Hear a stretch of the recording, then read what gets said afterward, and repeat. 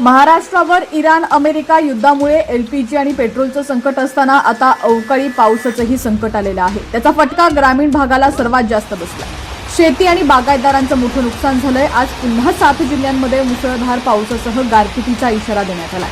हवामान विभागानं 7 जिल्ह्यांसाठी ऑरेंज अलर्ट दिलेला आहे। इतका पाऊस पडत असूनही उकाडा मात्र कायम आहे। पाऊस पडेल तेवढाच वेळ तात्पुरता गारवा जाणवतोय, मात्र त्यानंतर उकाडा प्रचंड वाढतोय। राज्यात एप्रिलच्या सुरुवातीलाच उन्हाचा पारा 40 पार जात असताना आता वरुण राजा हलझरी लावण्याची शक्यता निर्माण झाली आहे। राजस्थानवर असलेल्या सायक्लॉनिक सर्क्युलेशनमुळे अरबी समुद्रातील आर्द्रता महाराष्ट्राकडे सरकत आहे। याचा परिणाम म्हणून 3 ते 5 एप्रिल दरम्यान राज्यातील अनेक भागात वादळी वाऱ्यासह पावसाचा अंदाज हवामान विभागानं वर्तवलाय। उत्तर महाराष्ट्रात नाशिक, धुळे आणि जळगाव या पट्ट्यात पावसाचा जोर अधिक राहण्याची शक्यता आहे। काही ठिकाणी ताशी 30 ते 40 किलोमीटर वेगाने वारे वाहतील। छत्रपती संभाजीनगर, जालना, बुलढाणा, अकोला, अमरावती आणि नागपूर या जिल्ह्यांमध्ये 3 आणि 4 एप्रिलला पावसाची हजेरी पाहायला मिळू शकते। विदर्भात काही ठिकाणी विजांच्या कडकडाटासह हलका पाऊस पडू शकतो। हिंगोली, बीड, जालना, छत्रपती संभाजीनगर, परभणी, अहिल्यानगर आणि जळगाव जिल्ह्यातील काही भागांमध्ये गारपिटीचा इशारा देण्यात आलेला आहे। 60 ते 70 किलोमीटर वाऱ्याचा वेग राहण्याची शक्यता आहे। मुंबई, ठाणे आणि पालघरमध्ये उन्हाचा कडाका कायम असला तरी दुपारनंतर ढगाळ वातावरण राहण्याची शक्यता आहे। पुण्यातही काही भागात हलक्या सरी कोसळू शकतात, तर मुंबई उपनगरात ढगाळ वातावरण आणि उकाडा वाढण्याची शक्यता आहे।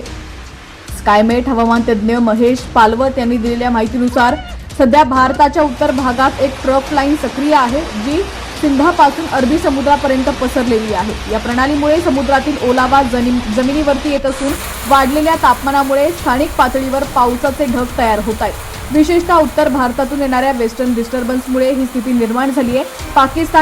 पाकिस्तान आणि अफगाणिस्तानवर सायक्लॉनिक सर्क्युलेशन तयार झालेलं आहे। तिथून येणाऱ्या वाऱ्यांमुळे उत्तर भारतात हवामान बदललेलं आहे। अरबी समुद्रात सुद्धा हवामान बदललंय, त्यामुळे तिथून येणाऱ्या वाऱ्यांमुळे अवकाळी पावसासाठी पोषक वातावरण तयार झालंय। पुण्यात झालेल्या मुसळधार पावसामुळे पुण्यातील गंगाधाम चौकात होर्डिंग कोसळलंय।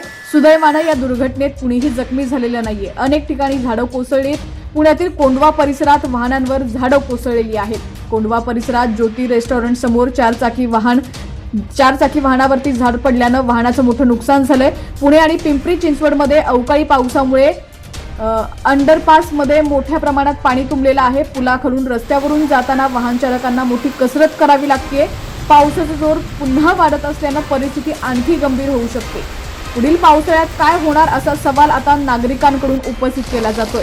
जळगाव जिल्ह्यात पुन्हा अवकाळी पावसानं जोरदार हजेरी लावली आहे। संध्याकाळपासून वादळी वारा आणि गारपीट झाली आहे, त्यामुळे मका, बाजरी, गहू आणि फळबागांना मोठा फटका बसलाय। जळगावसह धरणगाव, पाचोरा, भडगाव आणि चोपडा तालुक्यात पावसाचा जास्त प्रभाव दिसून आलाय। सांगली, कराड, मनमाड, मावळ, जळगाव, सिंधुदुर्ग जिल्ह्यात सुद्धा मुसळधार पावसानं धुमशान घातलंय। अनेक भागात काही काळासाठी वीज पुरवठा खंडित करण्यात आला होता।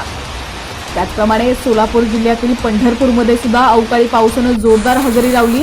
संध्याकाळपासून वादळी वारा आणि तुफान पावसामुळे काही काळ वीज पुरवठा खंडित करण्यात आला होता। मात्र या पावसामुळे बळीराजाचं मात्र मोठं नुकसान केलेलं आहे। द्राक्ष बागायतदार असतील, त्यानंतर बऱ्याच शेतकऱ्यांचा कांदा असेल, यांचं मोठं नुकसान झाल्याचं पाहायला मिळालं।